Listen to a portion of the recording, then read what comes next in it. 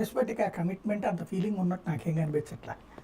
ఉంటే ఈ పాటికి ఇప్పుడు జగన్ దాని మీద వేసిన పరువు నష్టం దావా తరహాలు దీని మీద కంటిన్యూగా వెయ్యాలి, అవును, లీగల్ పోరాటం చెయ్యాలి. ఎందుకంటే Telugu Desam party official social media పేజీలోనే వాళ్ళ బ్రదర్ ఎవరి పేరో పెట్టారు. అప్పుడు ఒక అతను చెన్నైలోనే అక్కడ ఉంటాడు వాళ్ళ బ్రదర్, అతను డ్రగ్స్ బుక్ చేస్తాడని, దాన్ని విజయసాయి రెడ్డి ఏమో ఆంధ్రాకి తీసుకొస్తాడని, జగన్ దాని దగ్గర క్యాష్ తీసుకుంటాడని, సజ్జల భార్గవ్ అది ఇంటింటికి అమ్ముతాడని, ఈ డబ్బులతోనే ఎలక్షన్ నడుపుతారని చెప్పేసి అఫీషియల్ పేజీలో పెట్టారు. అది అలా నలుగురి ఫోటోలతో సహా.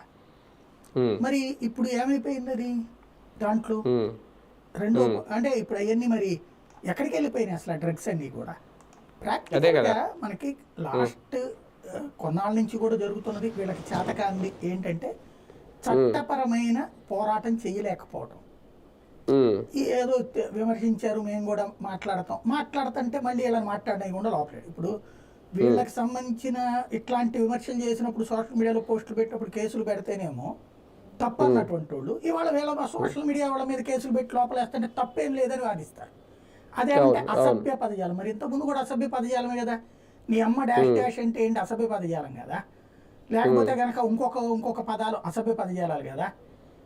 ఇప్పటికి కూడా భారతీయును అతని పేరేంటి అవినాష్ ఇట్లాంటి ఎన్ని పోస్టులు పెడతారు.